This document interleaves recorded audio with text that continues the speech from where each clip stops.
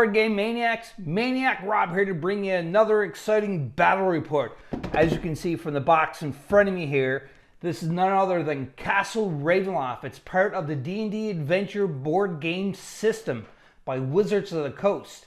Now, if you look in the channel, the previous videos on the channel, we did play Wrath of a Shadowland, the solo mission, and I kept playing it until I successfully won the solo mission. It took me 3 tries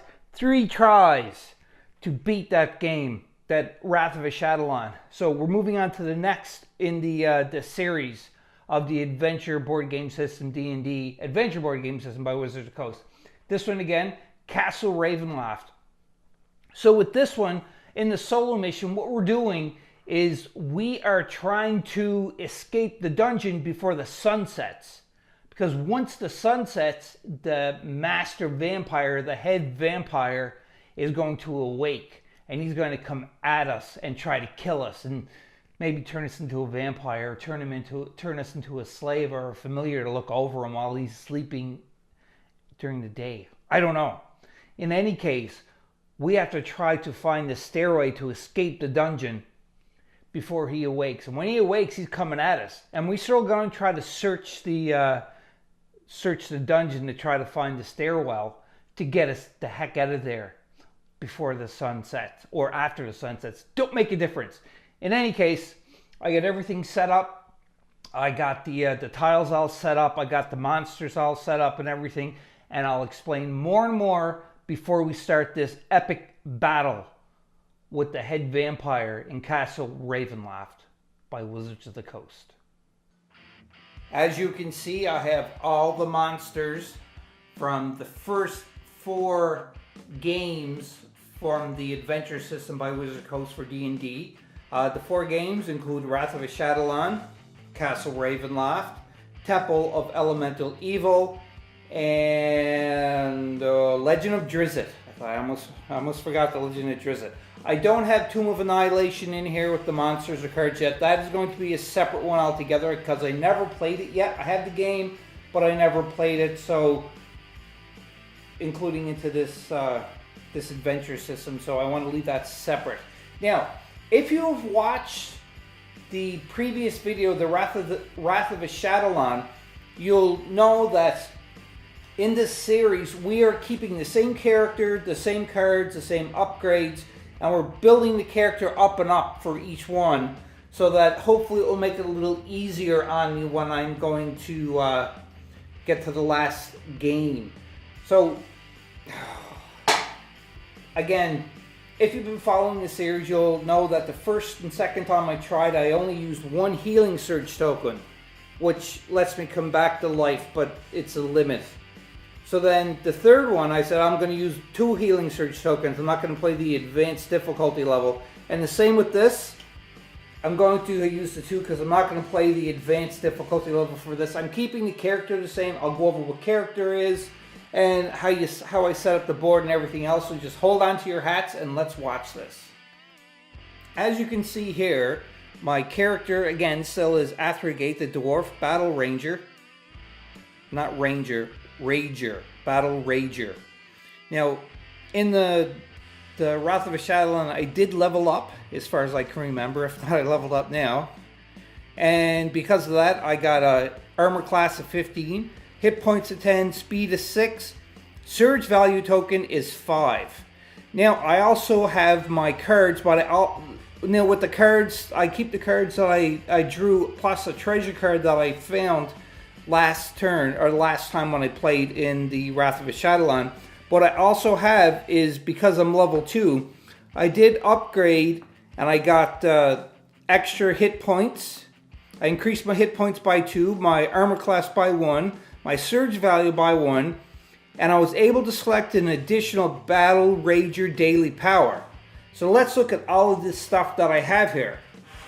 So this one here, first off, you can see here, exact same cards before. The Battle Rager at will. I had a Cracker.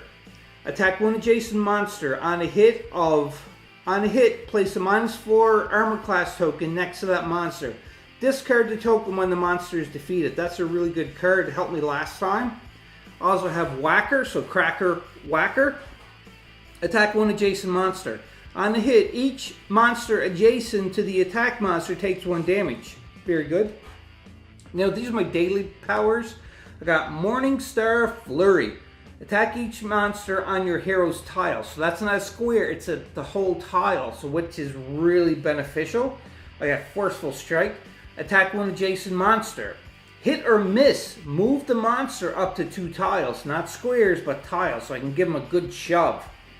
Also, I have, this is the treasure that I won in my Wrath of Ashadalon. This is used during your hero phase. Ring of Shooting Stars. Attack one monster within 2 tiles of you. This attack does not count as an attack action. And when I use it, flip this card over after you use the item. And it's 2,000 gold. I could sell it if I wanted to, but I'm keeping it because it could give me a good bonus if I need it, because as the people who've watched the Wrath of Ashadalon videos, I had a hard time winning, and this here is going to help me, hopefully. Also, I have for my utility power here, it's called Double Strike. This card starts with 2 Double Strike tokens, which you see right here.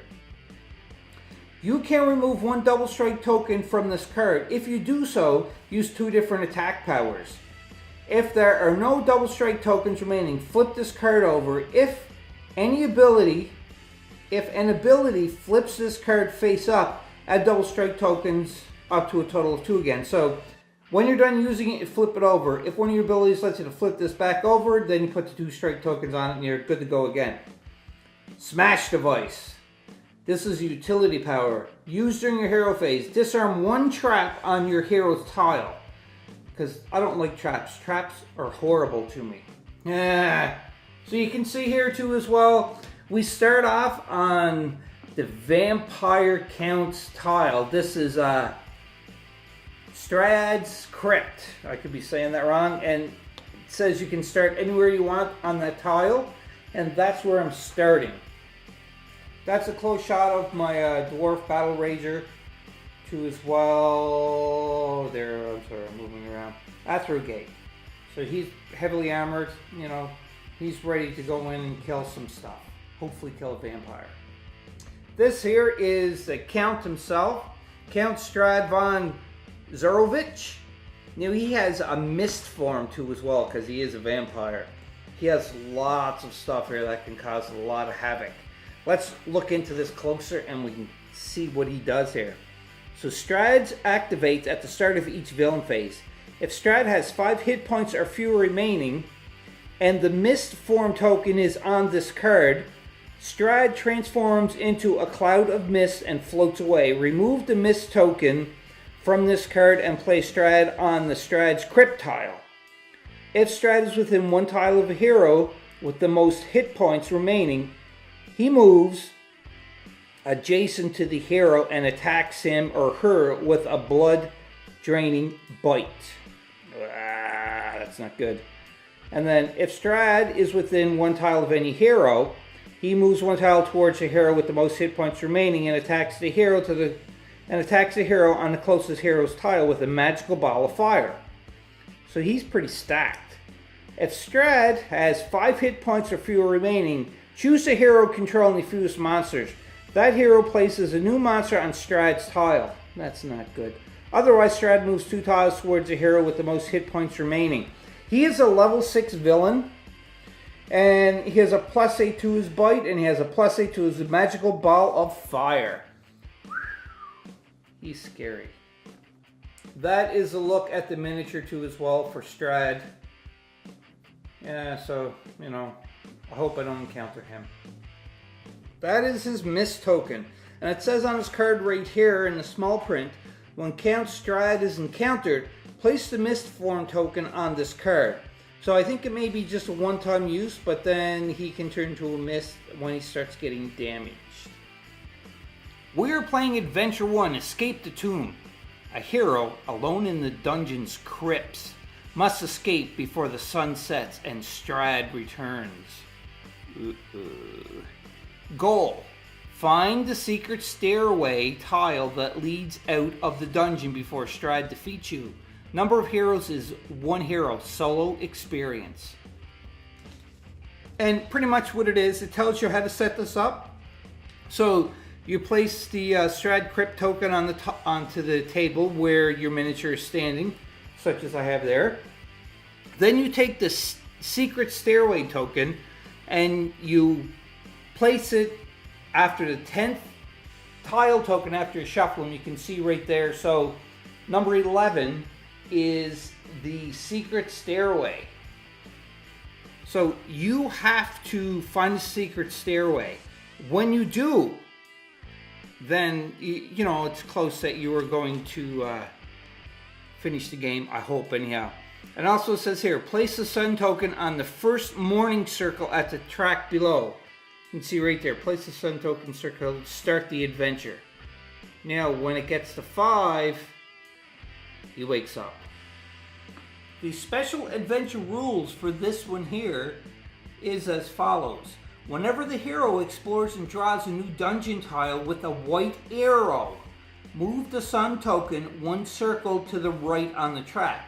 So when it has a white arrow onto it, that means it's no encounter card is drawn, but it's going to mean that I move the sun tracker closer to setting.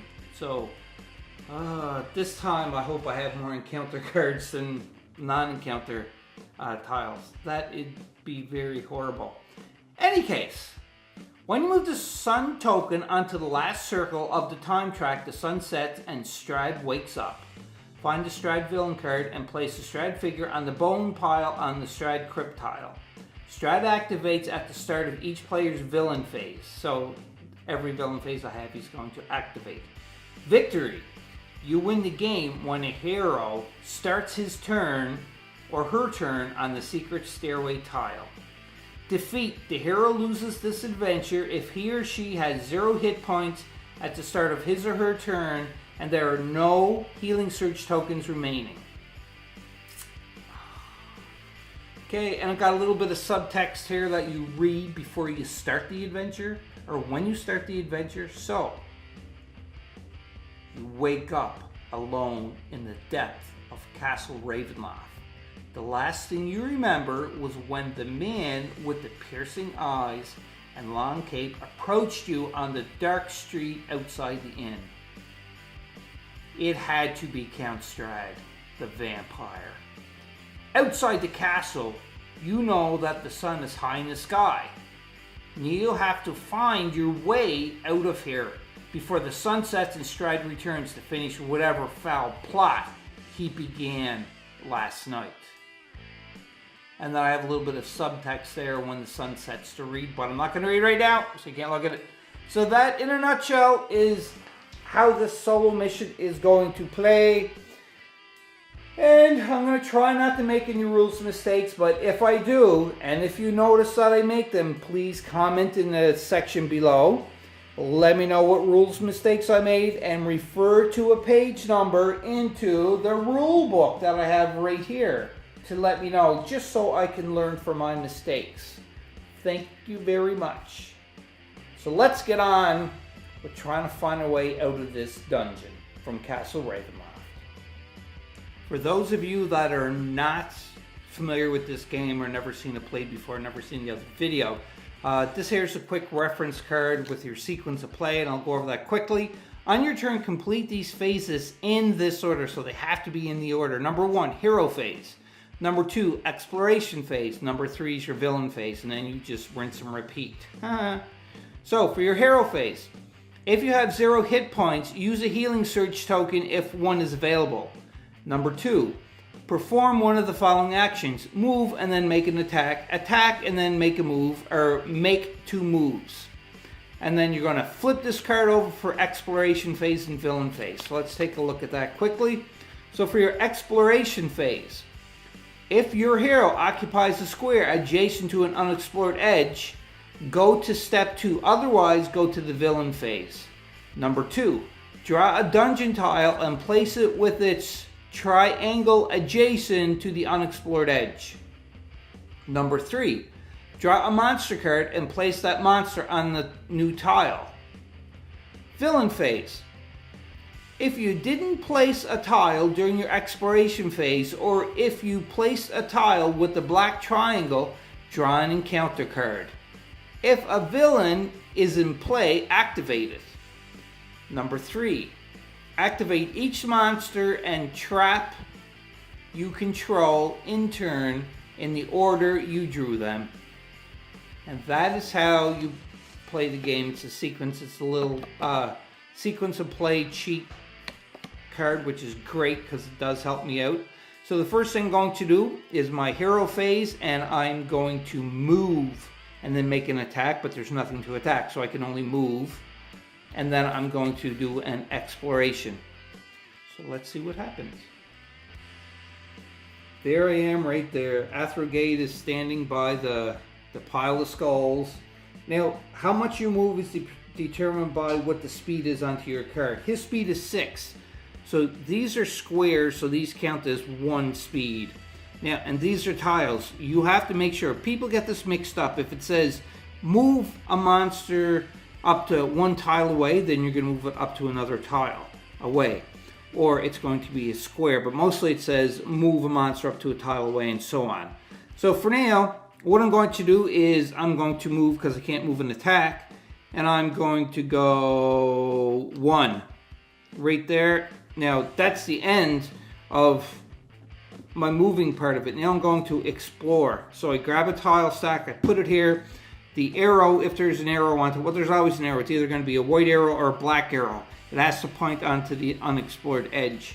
Now you can't move anymore after you've finished your hero phase of moving. Now again, with your hero phase, like it said, you can move and then make an attack. You can attack and then move, or you can make 2 moves.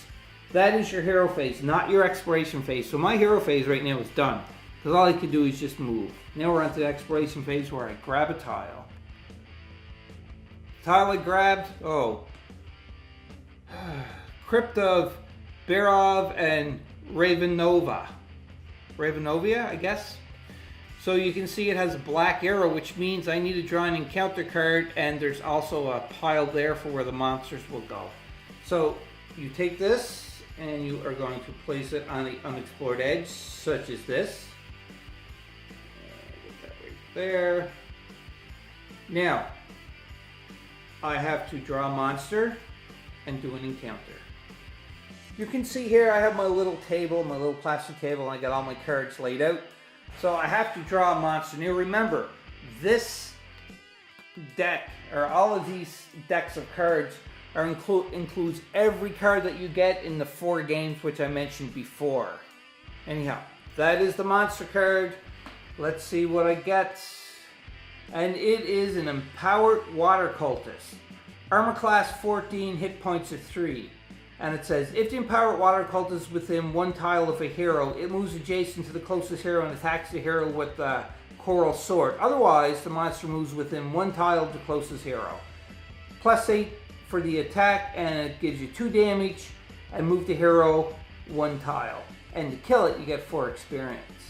I'm going to find that miniature, put it on the bone pile, and then draw my encounter card. There's the Empowered Water Cultist. Now before the monster activates, we have an encounter card that we have to pick up and see what happens. Here's the encounter card. It says, Event, Attack, Prowling Ghost.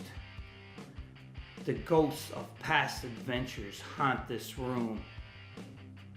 Kind of fitting because I'm in a crypt. Their shrieks send you running deeper into the dungeon. Lovely. I don't like the sound of that. Attack the active hero. I'm the only hero, and I'm active. After the attack, draw a tile from the bottom of the dungeon tile stack and place it adjacent to the unexplored edge. That is closest to the active hero. Place a new monster on that tile, and then place the active hero on that tile. Alright, so first off, I'm going to have to see if the ghost will attack me. So I roll a d20 and add 9 to it, and I get 1 damage if it's higher than my armor class. Come on, get low. I want low. 9. 9, 9, 9. So 9 plus 9 is 18. Oh, grab me 1 damage. And my armor class is only 15. I can see how this started already. Ah! He takes 1 hit. So let's flip that over to show that he got 1 hit from him. Now I'm going to have to discard the Prowling Ghost, draw the bottom tile, put it to the adjacent, which will be right up there, place a monster, and if I get a white arrow, that means that the sun track will move up. Stand by and find out what happens. The tile that I drew was an arcane circle, and it has a black arrow, which means it's another encounter card. So before I do that, I have to draw another monster card because I got the pile of skulls. And I drew another monster card off camera. It is an Empowered Fire Cultist. Human Cultist, armor class 15, hit points 2. If the Empowered Fire Cultist is within 1 tile of the hero, it moves adjacent to the closest hero and attacks that hero with the flaming spear. Otherwise, the monster moves 1 tile towards the closest hero. And this card has, which is called Special Ability, Fiery Death Burst. When the Empowered Fire Cultist is defeated, each hero of the Empowered Fire Cultist tile takes 1 damage. So even when I kill him, he's going to attack me with the Fire Burst. I don't like that. So I'm just going to place him. I got his mini right here. Can you focus maybe? There you go. So that's what he looks like. He goes right here. And now I got to draw an encounter card. The encounter card tells me, oh, look at that. Strad attack. So even though the vampire's not in his castle, he can still attack me. Whoa, because his presence is there, I guess. So Strad steps from the shadow, sending a ball of fire streaking from his outstretched hands. As it explodes, he disappears back into the shadows. Attack each hero within 1 tile of the active hero. So there's only 1 hero, so I gotta roll, and it does 3 damage, and it does 1 damage even if it misses. This is a bad card. So I'm gonna use the red dice, the 27th dice for this. So I gotta roll low. I got a 3, yes. So 3 plus 6 is definitely lower than an armor class of 15. Because that is only a 9 that I roll. So because of that, I don't get 3 damage, but he missed. So I do get 1 damage still done. So either way, I get hit. But it's not as bad. And remember, I got 2 healing surge tokens. Yeehaw! That was only for my first turn so far. And I got 2 monsters. I got attacked by a ghost and by a fireball. This is not going well for me at all. So now it's on to the villain phase. So with the villain phase, again, you have to activate them according to who went first. But because it's only me, I don't really care too much because I know they're all going to activate anyhow. So the first thing I'm going to do is the Empowered Water Cultist, which is right here. And it says, if the Empowered Water Cultist is within 1 tile, which it is, of a hero, it moves to adjacent to the closest hero and attacks that hero with the coral sword. So he's going, yep, boom, just like that, and he's attacking. This is a +8. Now, if he succeeds, it gives me 2 damage and moves the hero 1 tile. The only way, oh, I can move this way or that way, but that's it. So he's going to attack me, needs a +8. Oh, so 8 and 5. Does that do more than my armor class of 15? I don't think so. Because you only rolled a 5 and you're going to add a +8 to it, that only gives me a 13. So because of that, he did not touch me 1 stinking bit, which is good. But now we have to go on and activate the second monster, which is the Empowered Fire Cultist. So he's kind of a little more dangerous. He has a fire sword. And it says, if the Empowered Fire Cultist is within 1 tile of the hero, it moves adjacent to the closest hero and attacks the hero with a flaming spear. Now remember, it does have a special ability too as well, which I read, but I will reread again. So he's going to try to whack me. Now it's a +7 and 2 damage. Now, just that special ability, just to remind everybody, is when I defeat him, not if, it's when I defeat that fire cultist, every hero on the empowered fire cultist tile takes 1 damage. So this would be kind of a monster that you'd want to use a range attack on to kill it. Anyhow, let's see, gotta roll low again. 3 plus 7 is not enough. It's only 10, and my armor class is 15. So he misses 2 as well. And that's because my dwarf is so small. They try to swing and they just go over his head because they never encountered a dwarf before. Anyhow, that is the end of the villain phase. Onto my hero phase. If I attack that fire cultist and defeat him, because he only has hit points of 2, what's going to happen is I'm on this tile, I'm going to take damage, and I don't want that.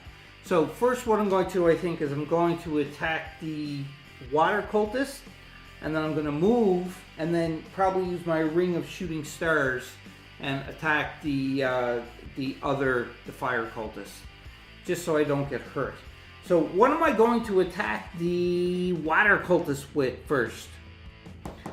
What should I attack him with? I'm going to use my daily power. It is called the Cracker. And I'm going to attack one adjacent monster. On a hit, place a -4 armor class token next to the monster. Discard the token when the monster is defeated. So it's a +6 and does a damage of 1. So I'm going to take this. And let's see if I can roll high enough. So I get an 8 +6. And what is the water cultist AC? Because I rolled and it was equal to the armor class of the water cultist, because it has an AC of 14, and I rolled an 8 plus my 6 for my cracker, that is exactly 14. And because of that, I did hit that darn water cultist. I only did 1 damage, but I do also get to place a -4 armor class token next to the monster. That will give me a little bit of a benefit. So he takes 1 hit, so he's only down, or he's down to 1, no, he's down to 2 hit points, because he has 3 hit points. Holy crap. There you go, he's only got 2 hit points left, because he had 3 in total, and he has a -4 AC onto him. So that is my hit part. Now, I'm going to move my speed to get the heck away from there, and I'm going to use my ring of shooting stars to try to take out the other one, which is the fire cultist, because I don't want him to be close to me if I hit him. So my speed is 6. 1, 2, 3, 4. I'm just going to stay right there, and now I'm going to shoot at this guy. With my, and only does 1 point of damage. Attack one monster within 2 tiles of you. This attack does not count as an attack action. And then flip this card over after you use the item. So what I'm going to do is I'm going to attack him. So it's a +8, so it's pretty good. So that fire cultist has an AC of 15. So let's see if I get high enough here to attack him. So that's 5. Because I only rolled a 13, 5 plus 8, I have to take my ring of shooting stars and flip it over. That's not good. So I didn't even touch him. Oh well. So that is my hero phase for attacking and then moving. And now we can go on to the exploration phase. Or I don't have to explore. I could stay like it is and wait until I try to fight them or get more monsters. I just don't know what I'm going to do here. In the rule book, it does say you could place another tile on an unexplored edge. But because there's still 2 of them here that are going to attack me, I don't want to invite another monster and get another encounter card. So because of that, I am not going to do the exploration phase. So it's on to the villain phase. With the villain phase, this guy activated first. So he goes to the adjacent, to be adjacent. I'll just move these guys up too as well. And he attacks me. Now, I got lucky last time. Let's see if I can get lucky this time, because now he's going to try to attack me again with his coral sword, I think it is.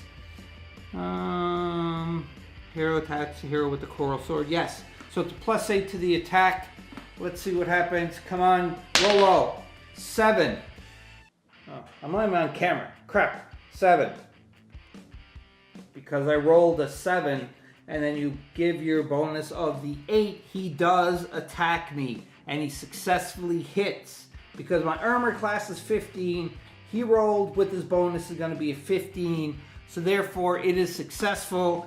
Now, what he does is he's going to give me 2 damage and move the hero 1 tile.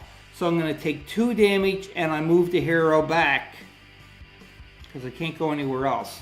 1 tile. Not square, but a tile. And that's how he attacks me. Ouch. Well, I'm only on my second turn and I already got hit 4 times. This hurts. And that's it for that guy there. Now we're moving on to the Empowered Fire Cultist. He's already beside me. So he is going to attack me again with his flaming spear. And hopefully he won't hit. He's got to get, it's a 7 plus. 7 plus 12. He definitely hits me. Oh! He hit me for 2 damage. I'm gonna drop like a fly and have to use my healing surge token soon if this goes on. Ugh. So that is the villain phase. Now we're back onto my hero phase again. My hero has decided he's not gonna take on that fire cultist, and you know, because he may hurt me more. So I'm going to move up my 6. And you can move diagonally and everything else. So I'm going to go right here. Hello! And I'm going to attack the water cultist. And I'm going to use my cracker again. Because he's only got 2 hit points left. And he's got a -4 AC. So that's a bonus for me, as you can see right there. So, again, I'm using my cracker. It's a +6. Does 1 damage. So I get a 9. +6 is 15, but he has a -4 armor class, so that definitely hits. I take him down for 1 damage, so now he only has 1 more hit point onto him. I hit him with my cracker again, and because of that, I get to, if I hit him on a hit, place a -4 AC token next to that monster. So he goes down. Another -4 AC, so he's down an armor class of -8. He's gonna die soon, which is really good.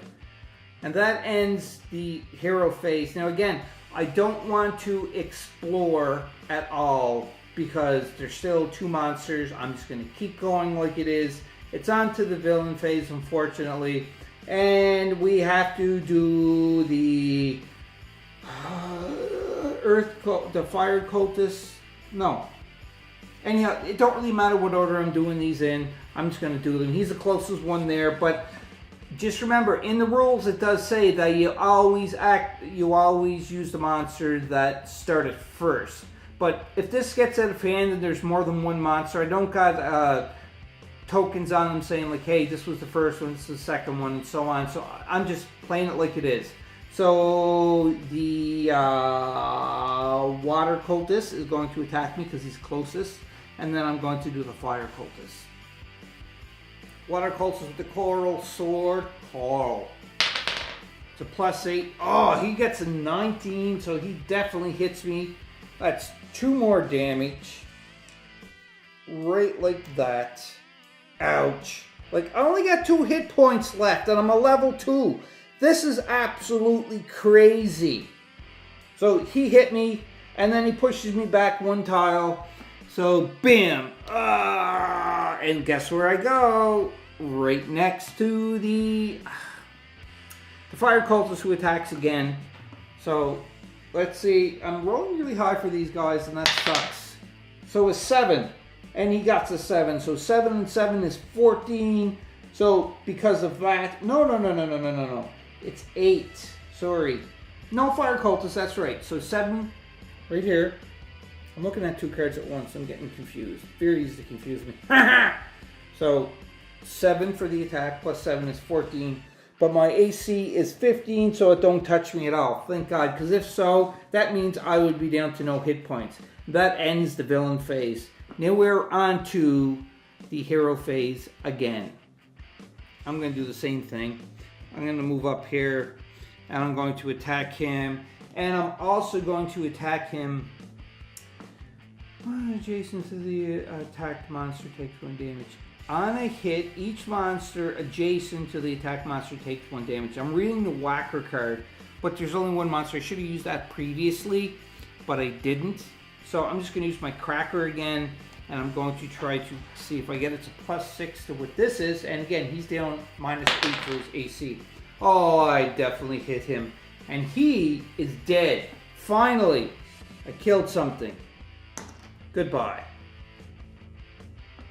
Athrid Gate is really hurting. Now, he moved up and he attacked. And that is all he can do for his hero phase. Now, we can explore if he wants because he's on the edge. But if I explore, more than likely there's going to be another monster. And then it will activate on the villain phase. And I'm already down to only 2 hit points left. I'm not going to do that. I'm just going to stay where I am and let the cultists come to me. The fire cultists come to me and attack me. That's what I'm going to do. One thing I'd like to mention here is whenever you kill a monster, you get to keep that card. You can see it says here is 4 experience. When you get 5 experience, you can do one of 2 things. And now this is on solo mission as well as if you're playing a cooperative game. These usually go into a pool so all adventurers can share the experience. But because it's only me, it still applies the same way pretty much though. Is once you get 5 experience, you can... Now, if you get... Just say I killed another monster and it's only 2 experience, so that would be 6 experience in total. But I can't give 2 and take 1 experience back. It's going to be all or nothing. It's either equal to or greater. Anyhow... I can sell my experience cards, and with 5 experience, I can either cancel an encounter card, or I can go up a level. I'm already at level 2, so the only thing I'm going to be able to do is cancel encounter cards, which are the black arrows, not the white ones, unfortunately. So this goes into my experience pool, and we're going on to gulp, I'm in trouble, the Empowered Fire Cultist turn. The Empower Fire Cultist turn, he moves up, adjacent hero, and now, he's going to attack me again with his flaming sword, which is a +7. This is going to hurt really bad, because it takes 2 damage if it succeeds. Low, 8. He hits me. Do you know what that means? Because he rolled an 8 plus the 7 is going to be 16. I only got an armor class of 15, so them last 2 hit points are flipped over. Just like that. I got no more hit points. I got no more stinking hit points.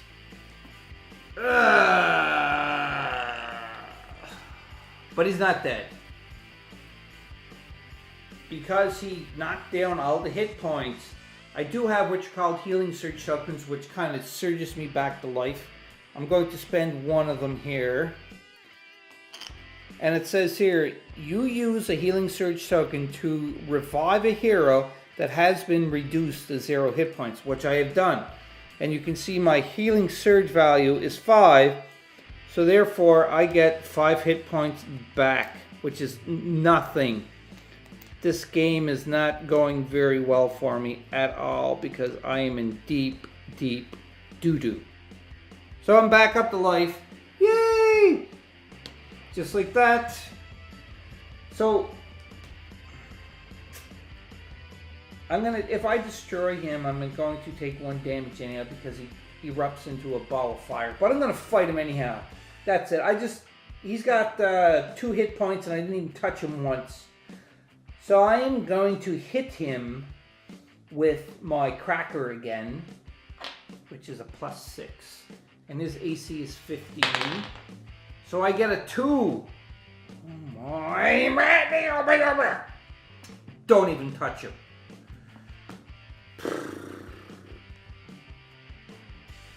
Either way, he's going to attack me. I'm not even going to bother exploring. I'm just going to leave him attack me and see what happens. So we're skipping the exploration phase because I'm not doing it. And we're going on to the villain phase, which he's going to roll. And if it's a +7, you know, my armor class is still 15. So hopefully I'm going to roll low. Of course I don't. I get an 18. So he hits me for 1 damage, 2 damage. So I'm back down to 2 with only 1 healing surge token left. This is turning out to be a very difficult game for this first time. Anyhow, we're onto my hero phase, and I'm going to attack him again now with my cracker. I said I was going to attack him with my cracker, but I don't want to because he's knocking me down pretty good. Like I said I only have 2 hit points because I forgot I had the healing surge of 5. So I'm down to 3 hit points and I don't want to knock that down. So I am going to do a move. Because I am not going to move and attack. I've got range. And I could do a double strike onto him. Or I can use one of my daily powers. I got a damage of 3. It's a forceful strike. But I'd be already burning through all my powers just for these 2 stinking monsters. Like, this is crazy. Actually, no. That's what I'm going to do. I'm going to attack him with my forceful strike.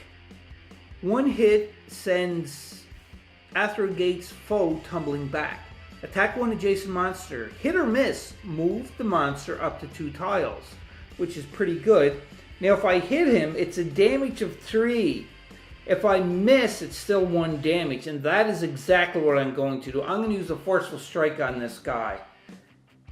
And if I hit him, he's going to erupt into a ball of flames. If I kill him, I'm going to take 1 damage. But I'm going to have to take that chance because he's starting to hurt me really bad. Forceful strike. Here we go. High. 19. Oh, that is so good.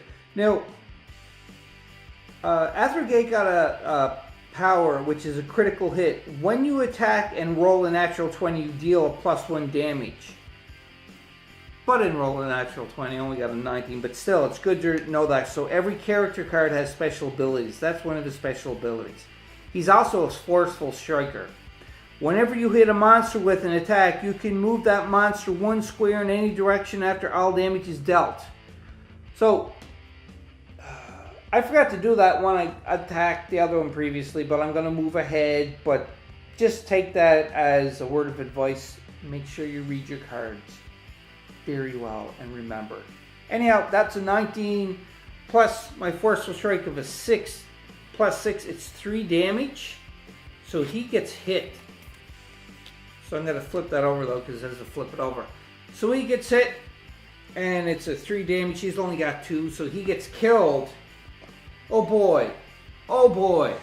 I forgot something else too as well, and I always, no matter how many times I play this game, and how many times I play this with somebody else, what happens is we tend to forget this one thing, which I'll do it. But first I'll resolve all of this and I'll tell you what it is afterwards. So I killed him. So unfortunately, with this special ability is Fiery Death Burst. When the Empowered Fire Cultist is defeated, each hero on the Empowered Cultist Fire takes 1 damage. So because of that, he's down again to only 2 hit points. He's hurting again. But anyhow, this guy goes my experience pool, and he's worth 3. So I got 4, 5, 6, 7 total. So he's going in the experience points. I'm just going to stick him over there, so I might, if I draw another one of them cards, so I don't have to go finding the miniature. That's it.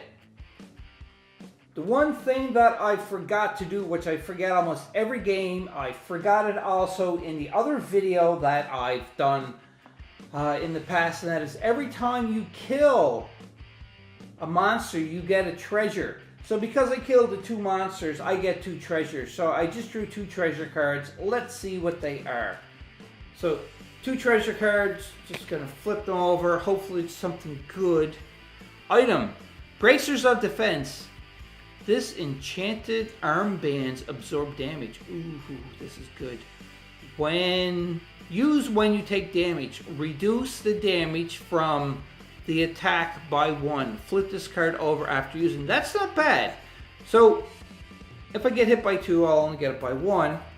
So I'm just gonna lay it here on top of the card that I already flipped over. And then I got another one, which is Fortune Action Surge. Plays this Fortune immediately. You can move your speed or make an attack. That's not gonna help me too much. It says discard this card after playing it. It's an action surge. You can move your speed or make an attack. I want to keep exploring there because I killed everything. And there's nothing to attack because I killed it. Just not making sense. Anyhow, this is just no good to me, so that gets discarded. That is the end of the hero phase. Now it's exploration phase. Because there's no monsters anymore on my tiles, I'm going to explore because I am on the unexplored edge. So let's grab a tile here. Dun, dun, dun, dun, dun, dun, dun, dun, dun, dun, dun. Oh, it's a white one and a monster. So this goes right here. I draw a monster card, and because of this white arrow, remember what we have to do is we move the sun track up so the sun is that much closer to setting. Now we got to draw a monster card. The monster card I drew is an Earth Cultist. Armor class is 16 with 2 hit points. He's kind of tough. If the Earth Cultist is within 1 tile of the hero, it moves adjacent to the closest hero and attacks that hero with the stone club. Otherwise, the monster moves 1 tile towards the closest hero. Plus 7 to the attack and does 2 damage. He's worth 3 experience. So there's his miniature. Let me get that in focus so you can take a better look at him. There you go. And the back of him. There you go. And he goes on to the pile of bones. Now that is done in the exploration phase, and we go on to the villain phase. I activated a villain, or found the villain I should say, so now he activates. And again, he's going to, because he's 1 tile away, not square tile, he's going to go adjacent to me. And he is going to attack me to try to damage me and take 2 damage. But I got the band that will absorb 1 of them. So let's see. I gotta roll super low here. Got a 6. 6 plus 7, because its attack is right there.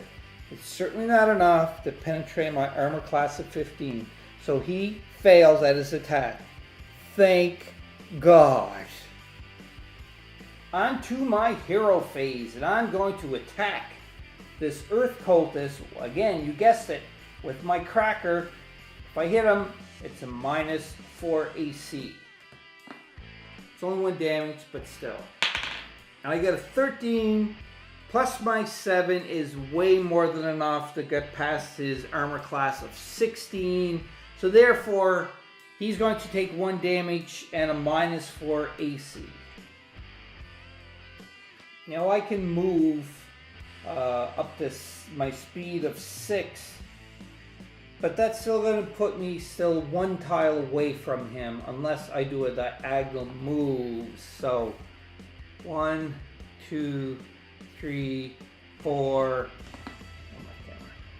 5. So I can potentially be more than enough away from him so he can't attack me. That will let me go on for more. And that's what I'm going to do. So I'm going to go 1, 2, 3, 4, 5. I can't move anymore because the coffin's right there. But that's still, I'm away from him by 2 tiles. The tile he's on is 1, and that's 2 right here. So I'm on the 3rd tile away, so he can't directly attack me. Because on the villain phase, He's got to be within 1 tile, but he's not. So otherwise, the monster moves 1 tile towards closest hero. And that's what's going to happen. So I am done with my moving part. I can explore if I want, and that's what I'm going to do. I'm going to explore, get another monster, and then he's going to move because I only got 2 hit points left, and then I'm going to burn through another one of my healing surge tokens. So let's do an exploration. That is the tile that I drew. It's got a black arrow, so that is an encounter. So I can spend my experience if I want and cancel that encounter. And guess what? That is exactly what I'm going to do. So I have here, you need 5. I got 7, but it's all or nothing, so these are sold. So they go into the discard pile, and it just cancels the encounter, but I still get a monster card. Oh no, I hear something from above my head. What is it? What is it? It's a fire bat. Oh no. Armor class of 14. 1 hit point, that's not too bad though. If the fire bat is within 2 tiles of a hero, it moves adjacent to the closest hero and attacks that hero with a fiery bite. Otherwise, the monster moves 2 tiles towards the closest hero. +5 and 1 damage. So that's not too bad. I already got the mini for him on the board. He's right there, you can see. So, the monsters are going to, because I'm done my exploration phase, I cancel that encounter card. So now it's the monster's activation. And with the Earth Cultist, all he does is he moves 1 tile closer to the hero. And that's it. These are going to carry it for with him. And don't get to attack, which is good. But the fire bat is fast because he flies. So he's going adjacent to me and he's attacking me. And with that fire bat, he has a +5 to his attack. And it's 1 damage. So let's see. +5, get low. That's 19. Like, holy crap. What is it with me rolling good? I'm not using the red dice anymore. The red die. That's it. So he takes 1 damage. Oh, my poor dwarf is getting hurt really bad. He only got 1 point left before he has to burn his last healing surge token. That is the end of the villain phase. So now it is on to my hero phase again. Call me superstitious, I don't care. I'm using the red dice now for the hero and the blue for the villain because I'm rolling high on the red and I'm rolling low on the blue. So, red for the hero. So anyhow, it is on to the hero phase. He's going to attack the fiery bat that is right adjacent to him, and I'm going to use my cracker. And get +6, come on! 14 +6 is way more than the armor class of 14 with the fire bat, so he hits that sucker right at the sky. Ah! He kills him. Good job there, Dwarfy Poo. Good job. So again, card goes in my experience pool. Right here, I guess, in my experience pool. And I remember this time, because I killed him, I get a treasure card. That is going to be... Play this immediately. It's a Holy Avenger. You gain a +1 bonus to attack rolls against adjacent monsters while this item is in play. Increase the bonus to +3 against undead monsters. Ooh. So this is an item. It don't say to discard it, but it says play this item immediately. That was a really good card, the Holy Avenger. It don't say anything about discard after use, so because of that, this is sticking with my character at all times. That is super sweetness. Still on my hero phase, I attacked and killed the fiery bat. So now I'm going to do my move, which is a speed of 6. So I'm going to go 1, 2, 3, 4, 5. Actually, go here, adjacent. So there we go. So that is my move of 6. Now, the fiery cultist is still there when he activates, but I'm onto my exploration phase. And you know what? The heck with it. This dwarf ain't scared of nothing anymore. he is going to do the exploration. He's going to see if he finds anything good, or it's going to be another encounter card, which is bad. And I drew another tile with the black arrow, which is another encounter card. I don't like that. And a monster, obviously, too, as well. So that goes there. Now, monster and encounter. So I'm going to draw the monster card first and then do the encounter card. I'm just reaching over on my table. Oh, look what I got. Empowered Fire Cultist. Empowered Fire Cultist. Yes, I got another Fire Cultist. So there you go. And luckily, because I had a Fire Cultist right here already that I killed, I'm just going to put him back there. So that is it for the exploration phase for that. Now I get to do the encounter part. And unfortunately, I don't have enough experience to cancel an encounter card. This is the encounter card. It is, oh boy, a crossbow turret. A pair of armored crossbow turrets emerge from the wall to pepper you with arrows, quarrels, or whatever you want to call it. So I gotta put my glasses on. This is crazy. Much better. I can read now. So a pair of armored crossbow turrets emerge from the wall to pepper you with quarrels. So that's arrows, like quivers of arrows. Place the crossbow turret marker on the active hero's tile. If that tile has a marker, discard this card and draw a new encounter card. Fortunately, there's no marker onto it, so I have to stick with this one. Trigger the trap during your villain phase. Attack each hero within one tile of the trap. Lovely, because villain phase is next. So it's a +8 and it's 2 damage. Missed, it's 1 damage. Instead of attacking a hero on a tile with the trap, can try to disable it. Disable, you roll a +10. Boy, I'm in trouble. Very serious trouble. There is the crossbow turret. It says attack each hero within one tile of the trap. +8, it does 2 damage, misses 1 damage. Disable, you gotta roll a 10. So you can try to disable traps, but I think that is on your hero phase. And right now I'm not on my hero phase. I am onto my villain phase now. So that turret is going to activate and shoot at me. And either way, I'm going to have to burn through my healing surge token because unless I use my bracers of defense, I don't know, we'll see. But first, I have to roll to see if that is going to hit me. So, blue, it's a +8, +4 is 12.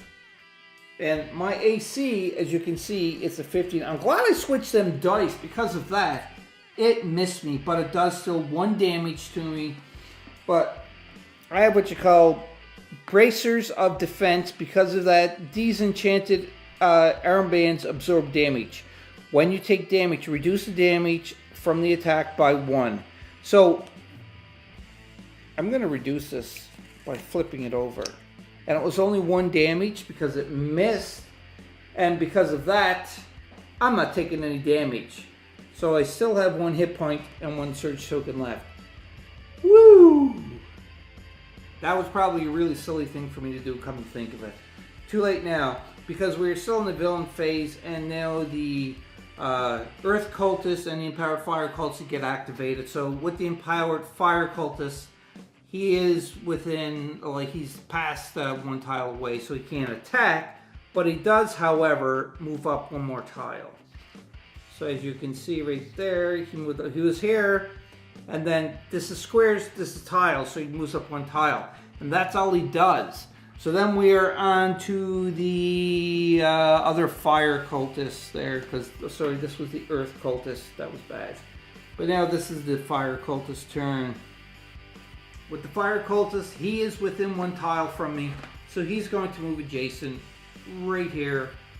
And because of that, now he is going to try to attack my poor little dwarf. Fire Cult is attacking. I'm using blue die for it. It is a power of 7. Low. 3. Don't even touch me because of my AC. Ooh, yeah. That was just pure dumb luck.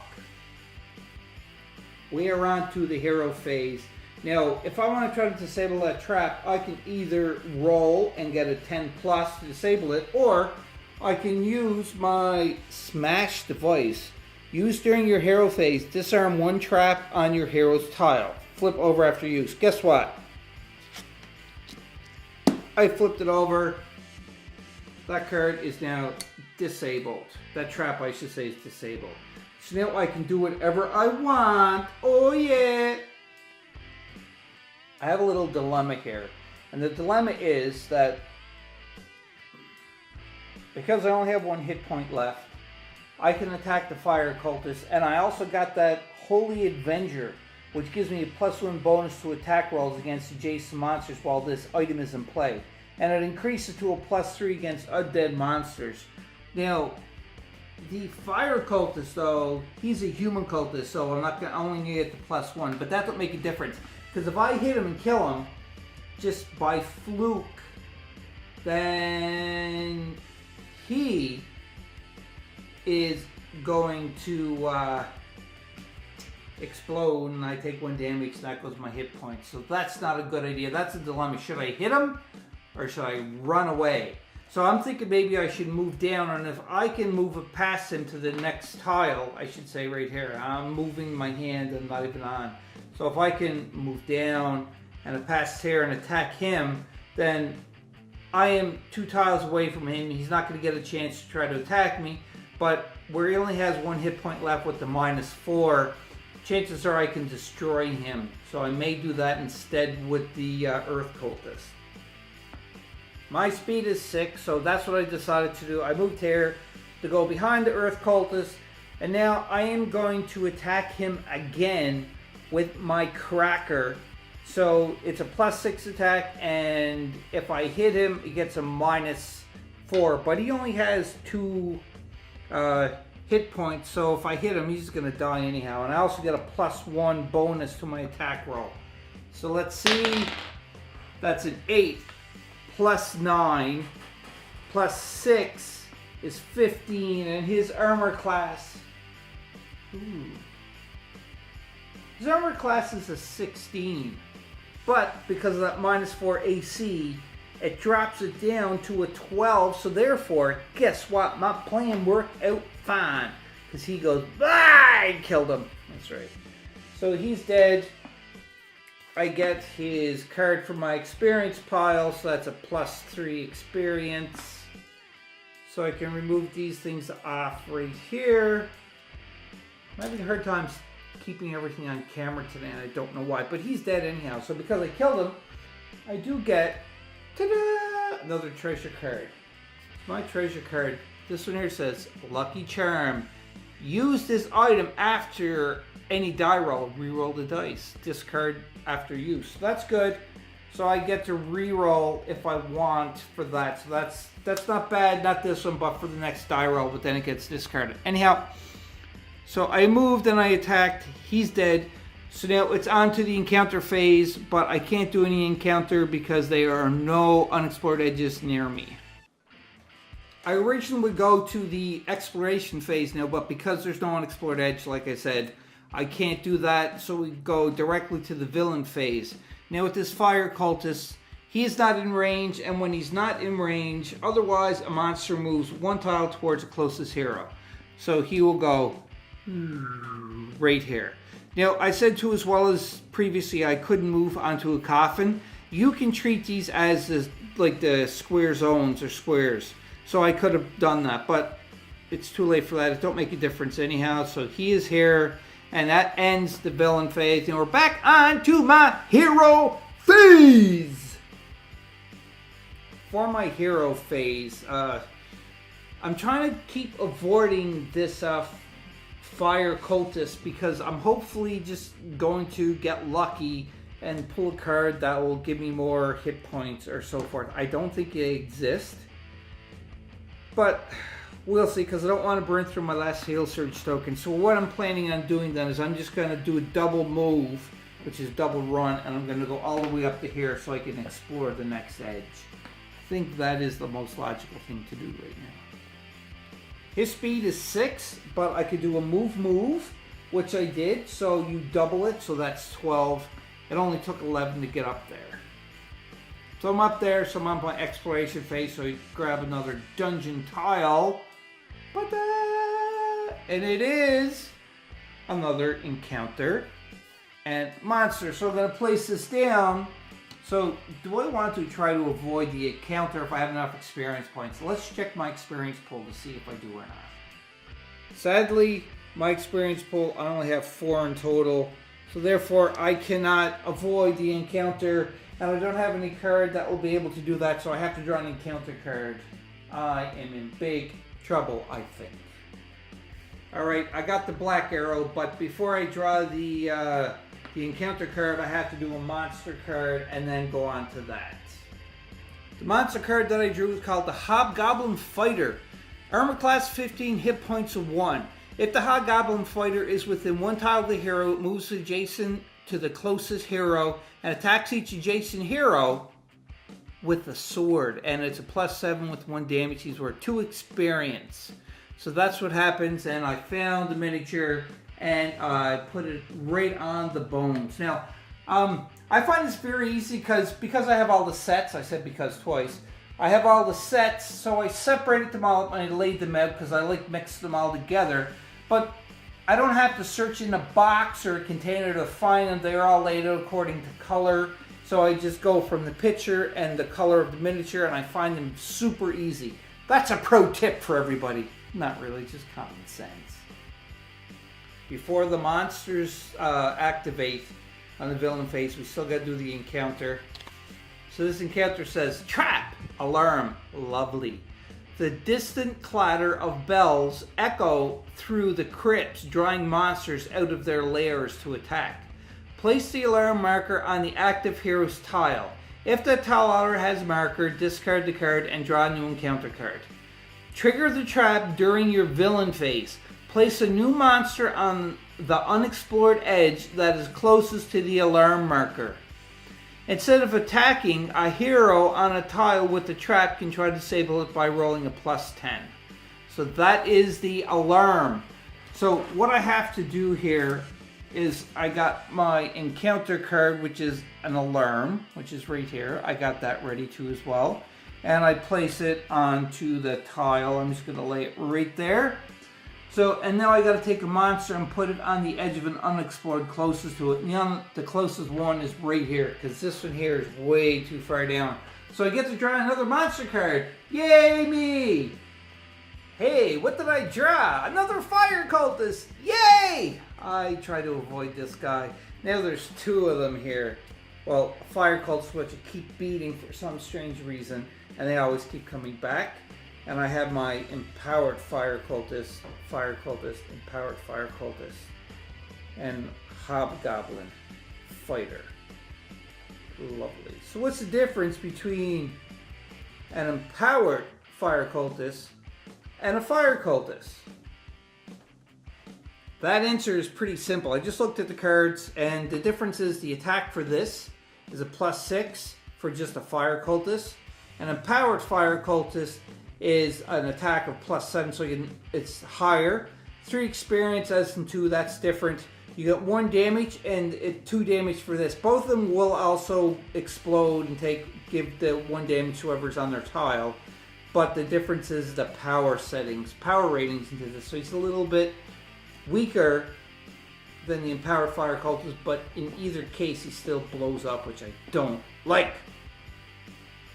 Another thing about that, the alarm, if I don't disable it whenever I land on that tile, that alarm goes off again, which will make another monster come to the unexplored edge, which sucks. Well, it's a great little alarm, but it just sucks for me. So we're on to the villain phase now, and I gotta activate all villains. This fire cultist down here, he only moves 1 tile closer, because he's apparently 2 tiles away, you can tell. So you don't do this, because that's a jump. not really a jump, but you're getting closer like that. But you have to go at least one tile closer. So he would only go here, because this is the separation for the tile, and that's the way I'm doing it. That's right. So now we go on to the Hobgoblin Fighter, which is right here. And with his ability, it moves adjacent to the closest hero and attacks each adjacent hero with a sword. And that is if he's within one tile of the hero, which he does. So he's going to move up here, just like that. And he's going to attack me. And he gets a +7, so I have to roll and see if he does any damage. If he does 1 damage, that means he's going to knock me down. I have to use my last healing surge. Here goes. 10. Oh, +7 to 17. I only got armor class of 15. He definitely hits me. And he knocks me down. That is it. Then we activate the next villain, which is right there. But technically he's going to ignore me because I am at 0 hit points. So pretty much he does not do anything except just move 1 tile down, which would be right here. So we're back onto my hero phase. Ouch. Okay, my last healing surge token. I burn and I get 5 again hit points given back to me. Just like that. But that still sucks because I only have 5 hit points left. I stand back up again. Just like that. So if I don't disable this or move off it, what's going to happen is it's going to trigger again the alarm to set more monsters. But I'm not going to do that because I don't even want to disable it. I have to keep moving forward. So I'm not going to fight them guys. I'm just going to keep moving forward and hopefully I'm going to get closer, revealing the secret stairway. So I move up my 6 speed. Right here. Actually, you know what? Before I do that, I might as well take 1 shot at one of those guys and then move. I'm going to take a hit at the Cracker because he's adjacent to me. Well, so is the Fire Cultist, but the Goblin Fighter only has 1 hit point with armor class of 15. But he is not undead, so I get a +1 to this roll because of my Holy Avenger. I get 2. Whoa, that's great because I do nothing to him. Lovely. So now I'm just going to move up here and I'm going to go on to my exploration phase. On my exploration phase, I do get another encounter and a monster and a skull. Now, I think that skull just means it's Castle Ravenloft is the tile. I'm going to double check to see if that's anything special or could just mean that, hey, these tiles belong to Castle Ravenloft. Let's find out. With the tiles, you see, I already encountered ones with skulls, but they had walls on them, which are the black lines. Because I encountered that one, has no walls whatsoever, just a skull. I wanted to double check to see if that was a special tile. But apparently it is not a special tile, so I explored. Now I have to draw another monster and then an encounter card. I think I'm in very serious trouble here. I had to stand up here. I was sitting down previously, but I have to stand up because my board is getting very long. My dungeon tiles going very long. So I drew the other monster. It is an air cultist. It's a human cultist. 13 armor class, 1 hit point. If the air cultist is within 1 tile of a hero, it attacks the closest hero with the blinding crossbow bolt. So it has range. Excellent. Otherwise, the monster moves 1 tile towards the closest hero. +4 to the attack, gains 1 damage, and gains disadvantage. So what disadvantage is that you're going to roll the dice twice, and you take the lower one when you are doing any attacks. So that's not a good thing. So he's going down here with my other mini monsters. I have the mini here already. Pretty cool mini. And he's going right there, right there. Oh boy, oh boy. So I got this going on right now. I'm in deep trouble. Deep trouble. Counting up the tiles, because we had to put the secret stairway 1 below the 10th tile, which is 11. Now, if you recall earlier on in the game, I had to draw one of the tiles from the bottom and put it down. So because of that, I have 2, 4, 6, 7, not counting one tile. So I am 4 away from the stairwell. 4, because 7 plus 4 is 11. Let's see if I can survive and make it, because if not, I'm going to die before even the vampire count comes back, before Strads comes back. Because right now, just to recap for the sun, it's only on the 2. I still got 3 more to go, and that's only when you pull a tile with the white triangle onto it. Anyhow, we're onto the villain phase, and let's see the damage that the villain does to me. Villains, I should say. Or monsters. They're not villains, they're monsters. There's a difference. First off, we're activating this fire cultist, and he's not close, so he only goes up 1 tile away. He's done. So now we're going on to the next fire cultist, which is right here. He is definitely 1 tile away, as you can see. So he moves to the adjacent, which I'm going to put him right here.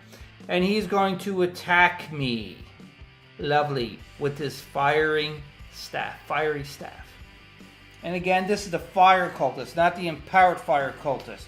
Because the empowered fire cultist is further away. So, it says, if the fire cult is within 1 tile of the hero, it moves adjacent to the closest hero and attacks the hero with the flaming spear. It's a +6 and does 1 damage. So, hopefully nothing's going to happen here. Got a 1. Don't even touch me. Ha ha ha. So he stays where he is. Now we're going to go on to the Hobgoblin Fighter to activate, which is this guy right here, this mean looking guy. What? Get him focused there. There we go. So with the Hobgoblin, he is, if the Hobgoblin Fighter is within 1 tile of the hero, it moves adjacent to the closest hero and attacks that hero with his sword, and it's a +7. So he's definitely adjacent. So he's going to go, he's going to attack me with the sword. And it's a +7, and he does 2 damage. No, 1 damage, my bad. So here we go. Roll super low. You can do it. 19. That's not low at all. And I used the wrong dice. It was the red one. No. But I can't take it back. So he gets 2 damage onto me. So looking at my hit points. Bam. Bam. So as it stands, I got 3 hit points left before I die and lose the game. No good. Wow, I must be tired because I did a double cheat. What you just seen there, I just realized it. I'm like, wait, that don't sound and seem right, and I double checked the footage. So first off, let's adjust this. So when I said 2 damage, I said 1 damage, and when I marked my damage off, I gave myself 2 damage instead of 1. So, because I was looking at the both cards and kind of got them cross-mixed, even though I said 1 damage. So, I'm going to give myself back to 1 hit point. That was one thing that I cheated myself. Number 2, I would have cheated everybody, the viewer. So when I rolled, this was on a 1, and I rolled the blue die. But when I rolled, it landed on 4, but I said, oh look, I rolled a 1. But in actual, I'm supposed to go by the blue die. So it was a 4 that I rolled, not a 1. But in either case, I didn't take damage because it was way below my armor class. So again, I just wanted to correct that for anybody who caught that saying, like, hey, you cheated twice. So I did not cheat twice. I made a mistake. And that's my story, and I'm sticking to it. We're on to the air cultist now. With this air cultist, it says if he's within 1 tile of the hero, it shoots his bolt at me from his crossbow. It's a +4. I get hit. If I get hit, it's 1 damage, and I get disadvantage. So let's do this. I'm going to pick this here, the blue die. The blue die, he is within 1 tile away, so he's going to shoot at me. I got to roll really low here. He gets an 11, and it's going to be a +4, which is going to be 15. 15, that's what I get, is 15. And my armor class, unfortunately, is a 15, so he does definitely hit me. So, because of that, my dwarf is going to take 1 point of damage. So I go whammo. And plus, I get which is called disadvantage. It is a condition. So you can see here it says condition marker. So because I get disadvantage, the next time you make an attack, roll the die twice and use the lower result. Then discard this token. So I'm going to place this with my many stuff that's kind of polluting the front of my table because I got a lot of cards going on there. But hey, I'm disadvantaged now. So I am done with the villain phase. And because I'm not on a trap, no other alarm goes off. And it's back onto the hero phase. Now with that hero phase, just say hypothetically he moved up here and there was a monster here. There's no way I can move. I'd have to fight them because I don't think you can move through enemy models. But we're onto my hero phase now. I still got some maneuverability here. For my hero phase, I'm just going to try to keep away from them. And I'm going to move my speed of 6. 1, 2, 3. I'm going just kind of sidestepping right there. And now I'm going to try to attack the air cultist to try to kill him. He's only got 13 armor class and 1 damage, but again I have disadvantage, so when I roll I have to roll twice and take the lower.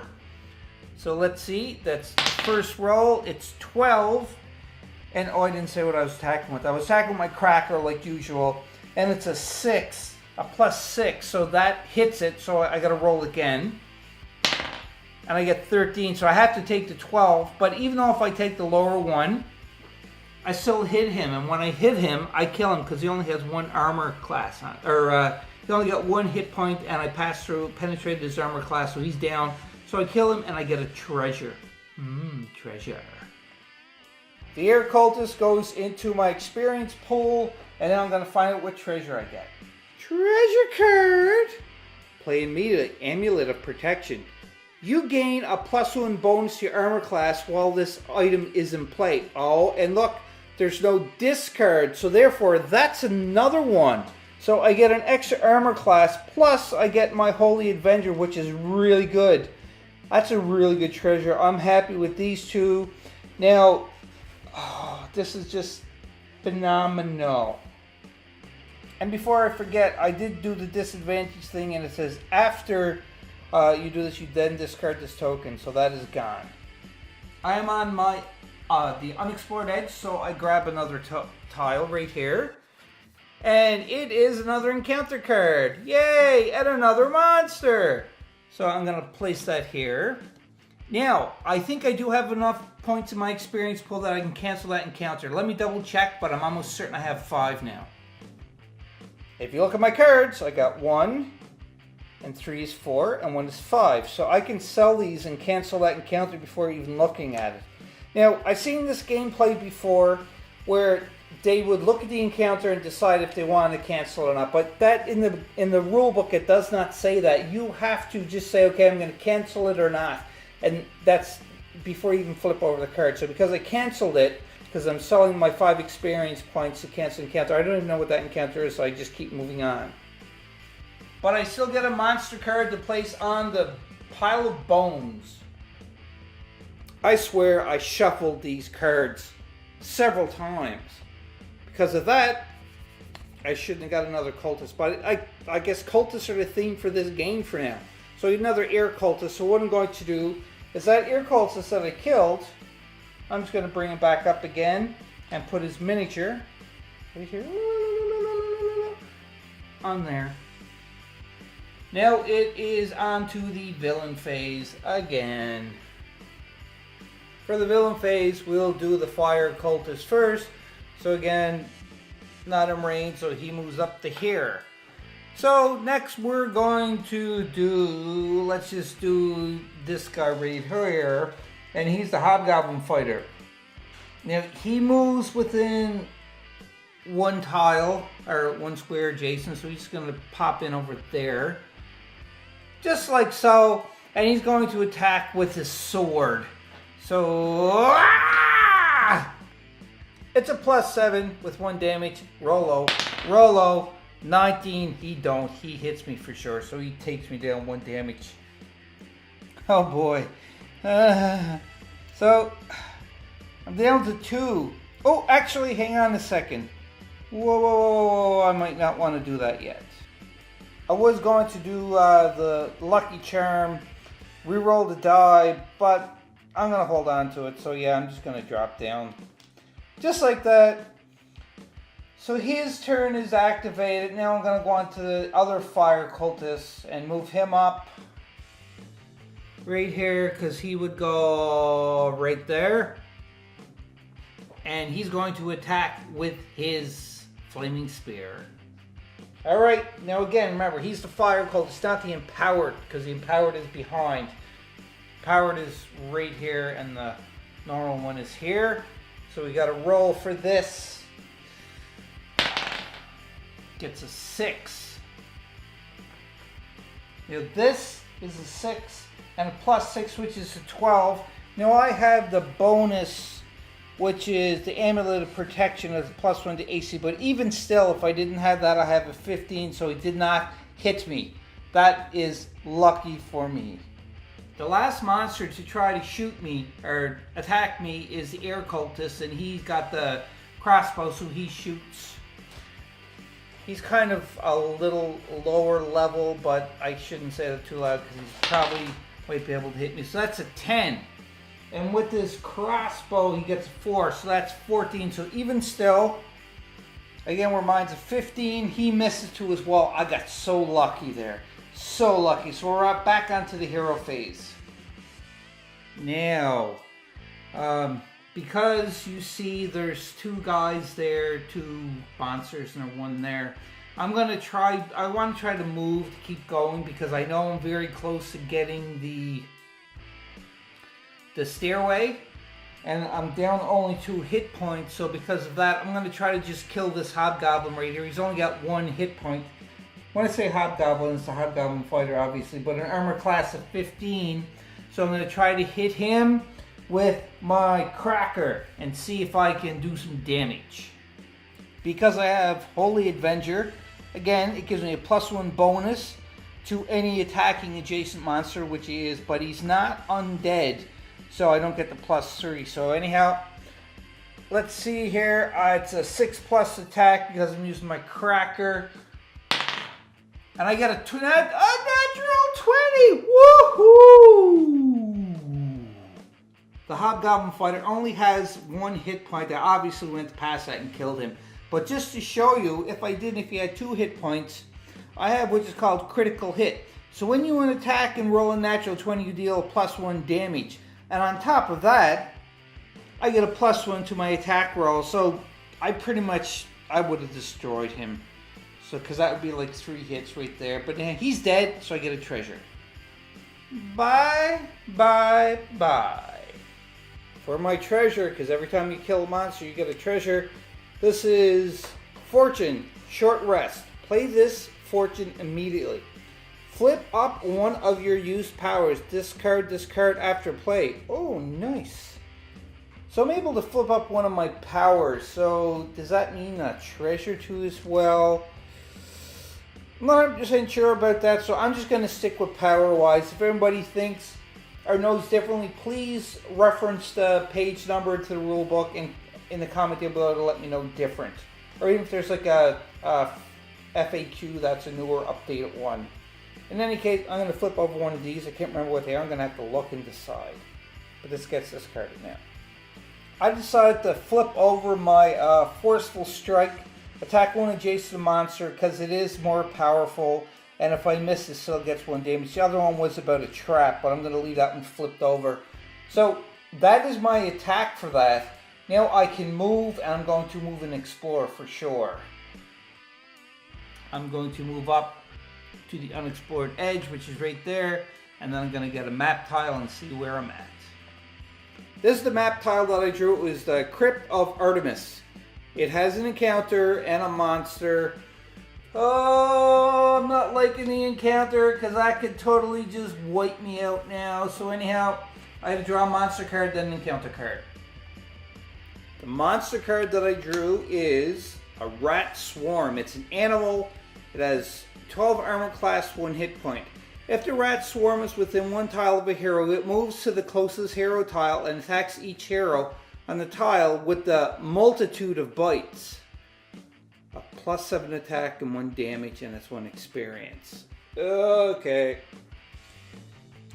Let's put that baby right there. I already got the mini, I found it. And that goes right there. Now also, it's the Black Arrow, which is an encounter card. I drew the encounter card.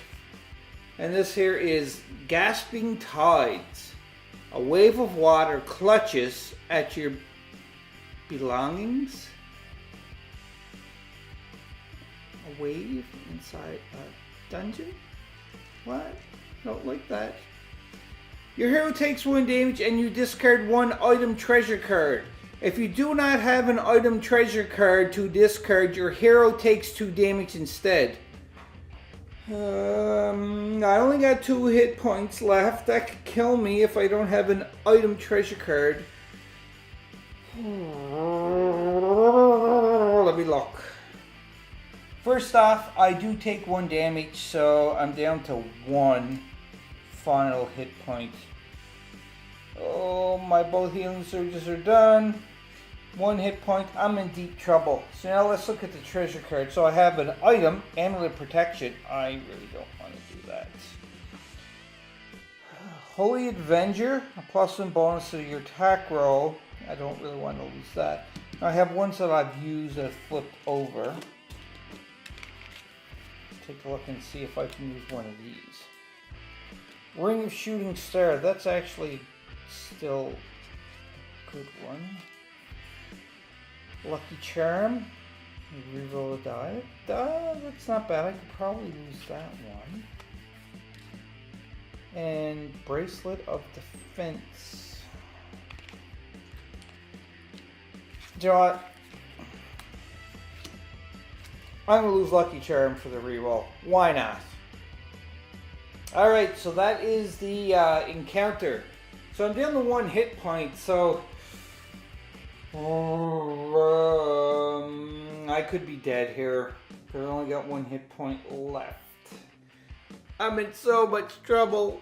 Because now I have to do the villain activation phase. First off, the Empowered Fire Cultist. So he is too far away. So he's going up there. Oh. One tile. Oh, hold on a second. I think he's going to be able to attack me here. Because he's within 1 tile. Just wait till I read his card one more time. Yep, it does say within 1 tile, and he is definitely within 1 tile away from my hero.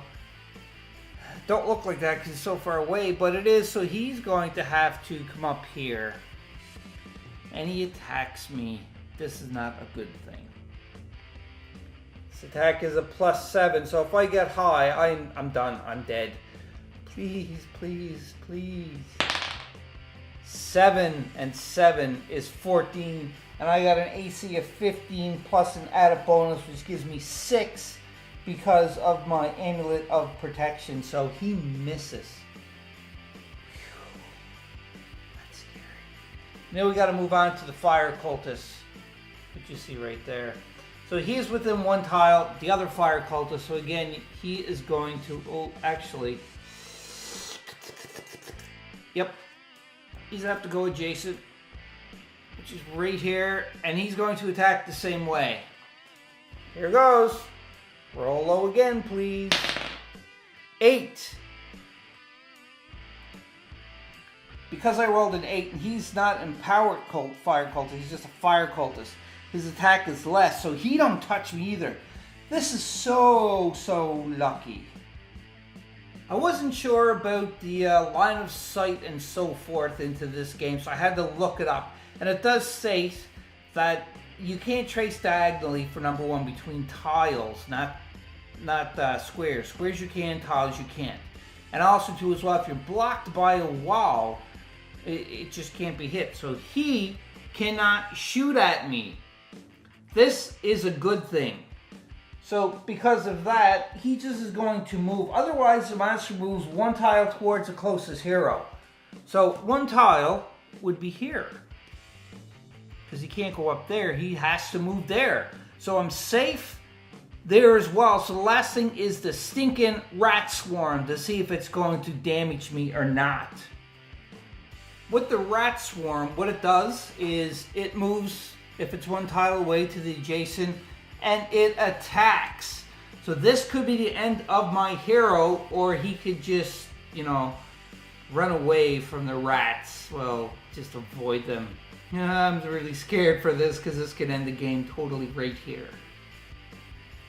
Here we go for all the bag of marbles. Lower, lower, lower. 7. And the rat swarm is 7, so that's 14. So I was lucky, and it did not bite me. I just squeaked by. We're back onto the hero phase. So I think I'm gonna take a shot at the rat swarm and then try to get the heck out of there. So with my rat swarm attack, I'm gonna use my cracker again. And actually, wait a minute. One hit each monster adjacent to the attack monster. Oh no, I'm not gonna use the whacker because that means that. Actually, what I'll show you here. So this time, because the monsters are all close, the whacker says attack one adjacent monster. On a hit, each monster adjacent to the attacked monster takes 1 damage. So I'm going to try that one. I keep forgetting about that one.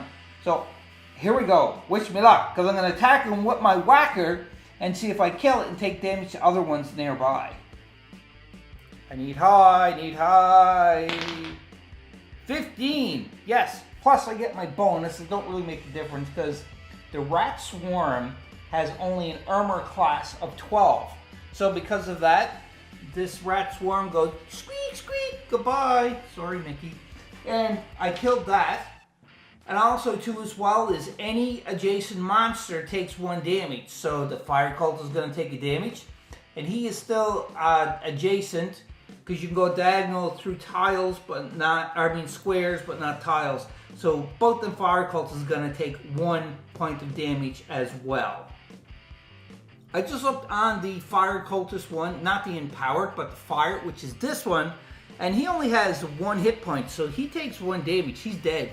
But the empowered one has 2, unfortunately, so he gets 1 point of damage. But that helped clear it out a little bit. There's only 2 left. I'm happy with that. And now I'm going to run and hopefully get the secret stairwell. There's that. His dwarf legs may be short, but he can run pretty fast, so he ran away. And now it's a tile, and let's see. This is Crypt Corner 1 to 5. And it's a white arrow and a monster. Meh. So that goes right here. Every tile got a monster, I think, anyhow, into this one. But it's a white arrow, so no encounter, which is a good thing, but it makes the sun is getting closer to setting. So before I do anything, before I forget, let's move the sun track down. So 2 left before the vampire appears into his crypt. Oh, but we still have to draw a monster card and see what that monster card is. The monster card that was drawn is a Kobold Dragon Shield. 16 armor class, 1 hit point, it's a reptile. If the kobold is adjacent to the hero, it attacks with the sword. If the kobold is on a tile with no heroes, and an unexplored edge, draw a dungeon tile from the bottom of the stack and place it next to the kobold's tile. Place a new monster on that tile, otherwise kobold moves 1 tile towards the closest hero. +7, and it's 1 damage it can do. Oh. I place the kobold onto the bone pile, and it is on a tile that does not have a hero, and it also has an unexplored edge. So it says here again, I'll just repeat, unfortunately, it says, if the kobold is on a tile with no heroes and an unexplored edge, draw a dungeon tile from the bottom of the stack and place it next to the kobold tile. Place a new monster on that. So I'm getting an extra monster. This is Horrible.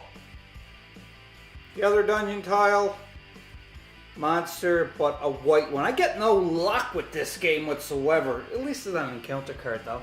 So it goes on the unexplored edge, which is right here. And because that's a white arrow, you know what happens. The soundtrack again moves up one more.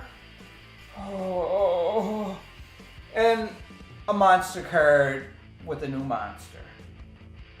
The new monster is, hey, it was a rat swarm first, and it's a spider swarm. It's a vermin. Lovely. Armor class 12, hit points 1. That's not too bad, I guess. If the spider swarm is on a tile with a poison hero, each poison hero on the tile takes 1 damage. I'm not poisoned, so this is good. If the spider swarm is within 1 tile of a hero, it moves to the closest hero tile and attacks each hero on that tile with a million venomous fangs. Otherwise, the spider swarm moves 1 tile towards the closest hero. And the attack is a +7, and you get poisoned for your damage. Now, the thing is the rat swarm moved 2 tiles because it was faster. I guess the spiders aren't as fast, but it'll still poison you. So that's where I gotta put the spider swarm. There is the spider swarm. Okay, I know what you're all saying. Now, I kind of remembered I reviewed the clips, and when I killed the rat swarm, and the fire cultist, I forgot to do something.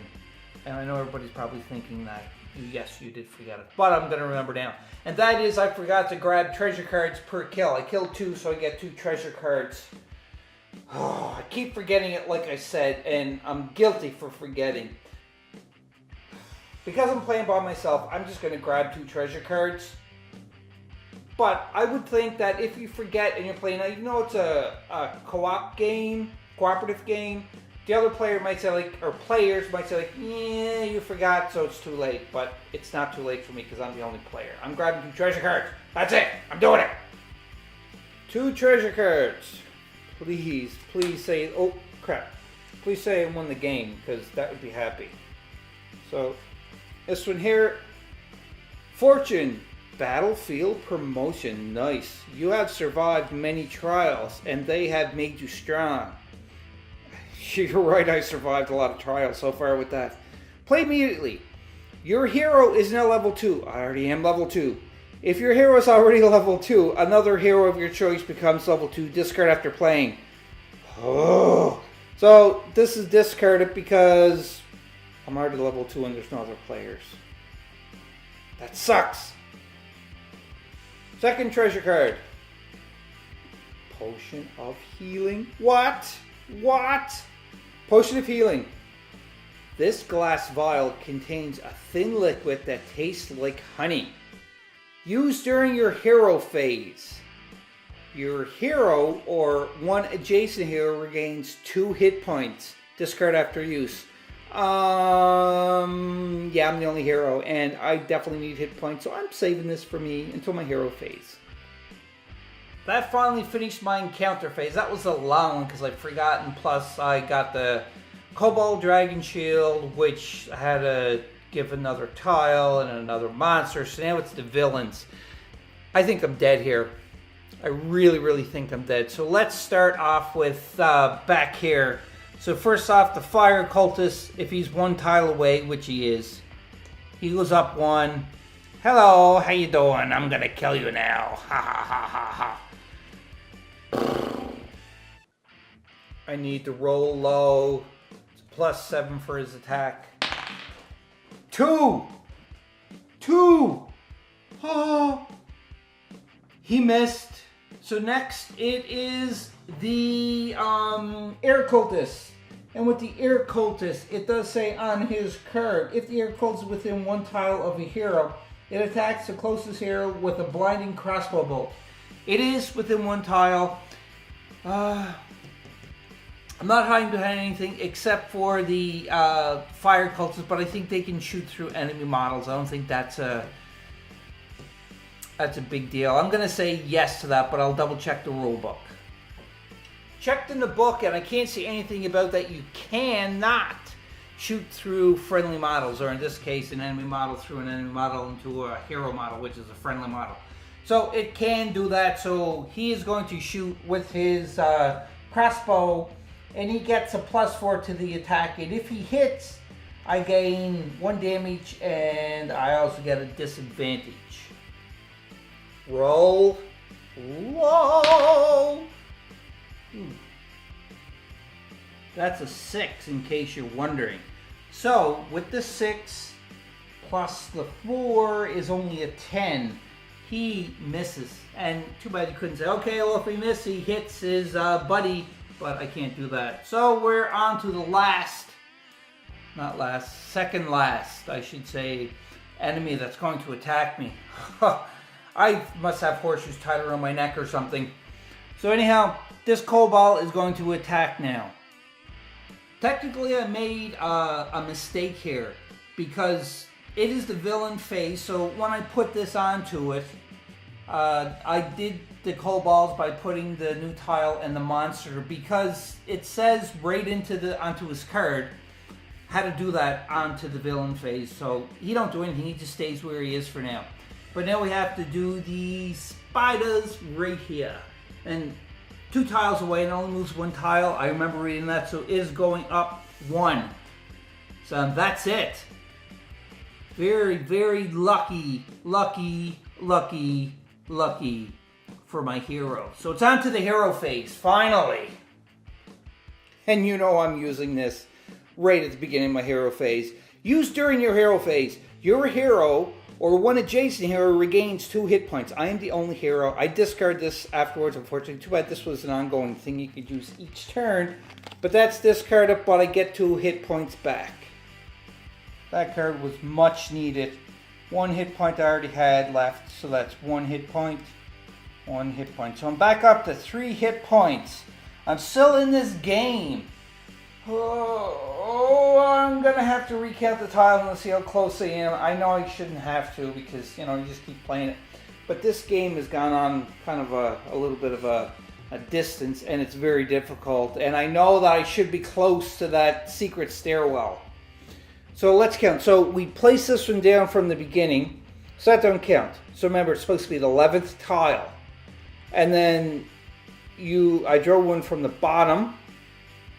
Way back, and then I drew another one from the bottom. So now that's 1, 2, 3, 4, 5, 6, 7, 8, 9, 10, 11.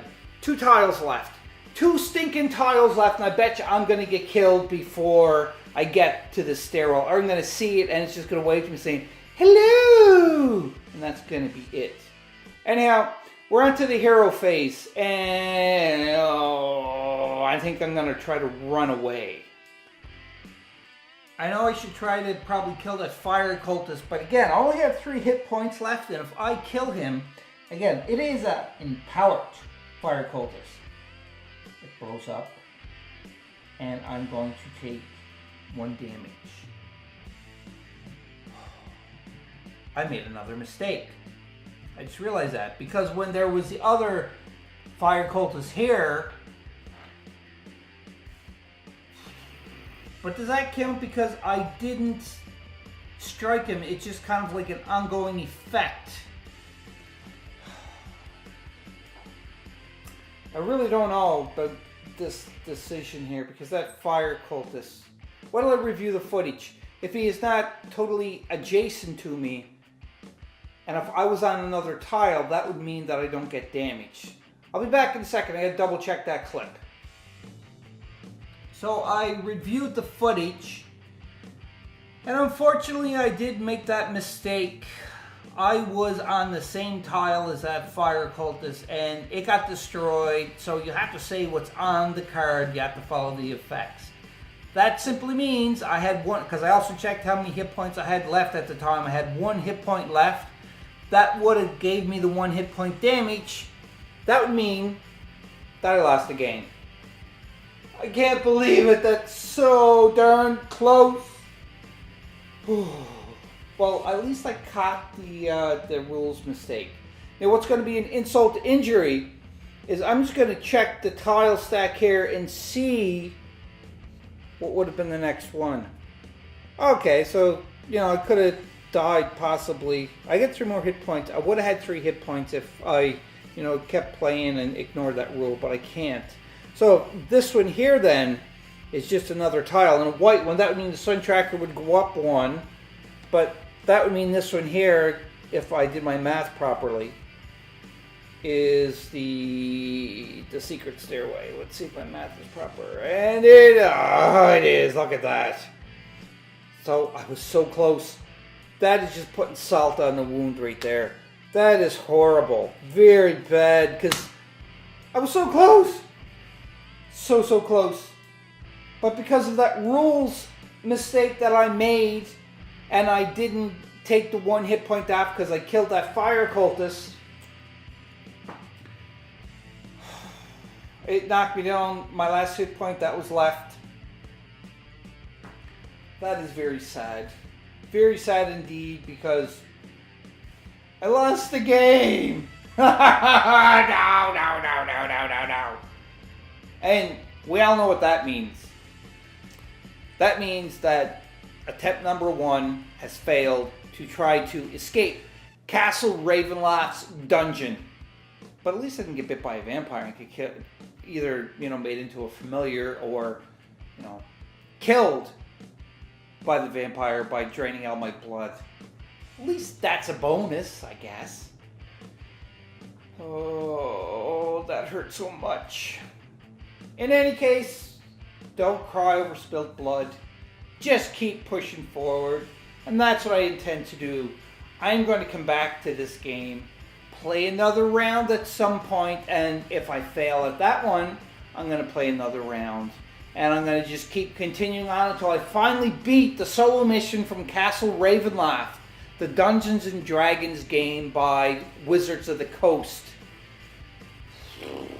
Really fun. It does get frustrating, for me anyhow. I get very frustrated if I don't win the game, and I definitely didn't win this game. I cheated a couple of times, but at least I caught the rules mistakes. Hopefully all of them.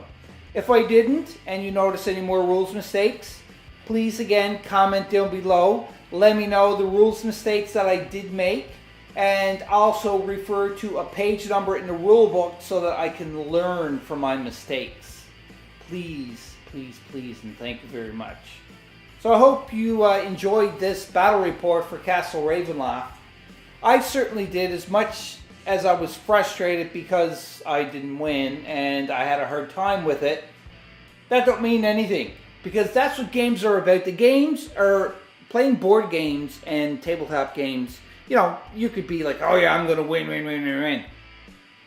I get frustrated if I don't win, obviously, because I'm competitive. But my main objective here is to have fun while playing the game, and I certainly enjoyed this game, just like the Wrath of Ashadalon that I played too as well. It took me 3 tries to beat Wrath of Ashadalon. Spoiler alert if you didn't watch that one first. But I still enjoyed myself immensely, just like this one. This is try number 1, and I failed at it. But hey, that's alright. It's a learning process.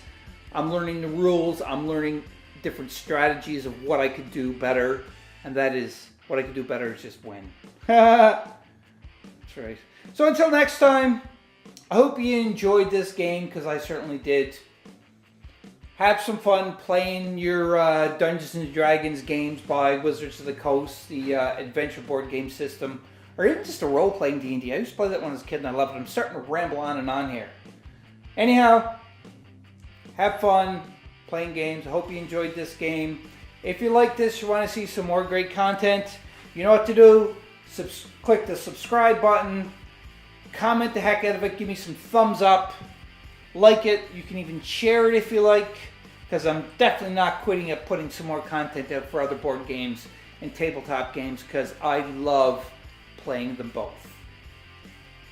Till next time, have fun. Don't forget to be a maniac. Bye!